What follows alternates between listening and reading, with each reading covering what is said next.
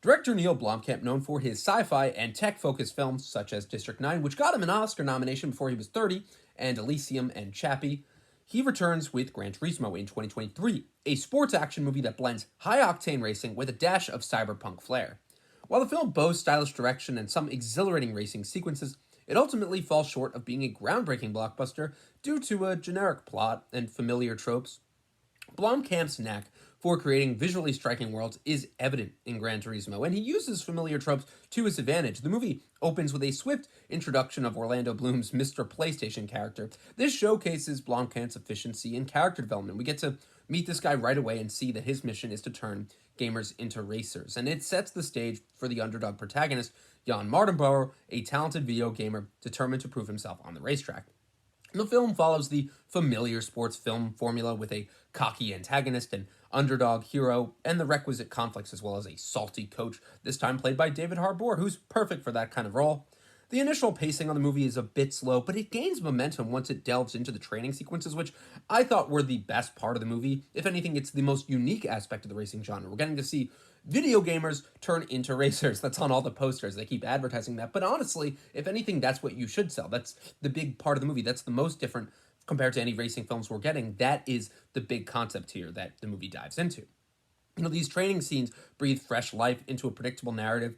The one thing that's a bit distracting is that they use this visual CGI display of a car, which, Blomkamp is trying to show that this is how the racers simulate what it's like to be in a Gran Turismo car. It's just weird. It's the big visual draw of the film, but I didn't think it was that cool. I thought it was a little weird, the big racing simulator machine. However, I thought the big film standout features is its racing scenes, which are filmed using GoPro cameras and aerial drone shots. I saw this last in Michael Bay's Ambulance. This was actually probably the only time I've seen it, and now this is definitely becoming a big thing in movies. You're getting to see these GoPro shots and just the flying drone shots. And I think the flying drone shots are beautiful, especially for racing. I think it's a thrilling and immersive experience, and it's definitely the strongest asset of the movie. However, beyond the racing scenes, the story does fall into cliche tropes, including the strained relationship between the protagonist and his father, the romantic distractions, and, of course, the salty coach with a predictable character arc. I see myself in you, he says. I'm like, wow, did I see that coming? One glaring issue, well, this actually isn't an issue, just something I found funny, is the portrayal of the gamers, who all are unrealistically hot. Like, everyone was talking about that. They're saying it's hard to believe that the best gamers from around the world would be runway model attractive. Like, sure, it detracts from the authenticity, but I'm not actually gonna take away points for that. That's just, they're like, hey, these are movie stars, gotta be hot. The movie's pacing slows down, though, during the non-racing segments, particularly when we're delving into the characters' backstories.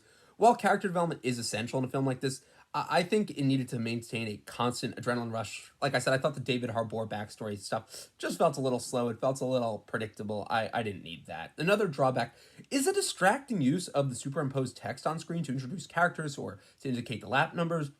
To me, at least, it disrupted the flow of the movie and could have been handled more seamlessly. I just thought it was a bit distracting. In conclusion, though, Gran Turismo is an enjoyable film, particularly for fans of high-speed racing action. Blomkamp's direction shines during the racing scenes, providing a fresh perspective. However, the film is weighed down by a generic plot and some distracting moments. While it's not a groundbreaking blockbuster, it's still worth a watch for its exhilarating racing scenes and stylish direction.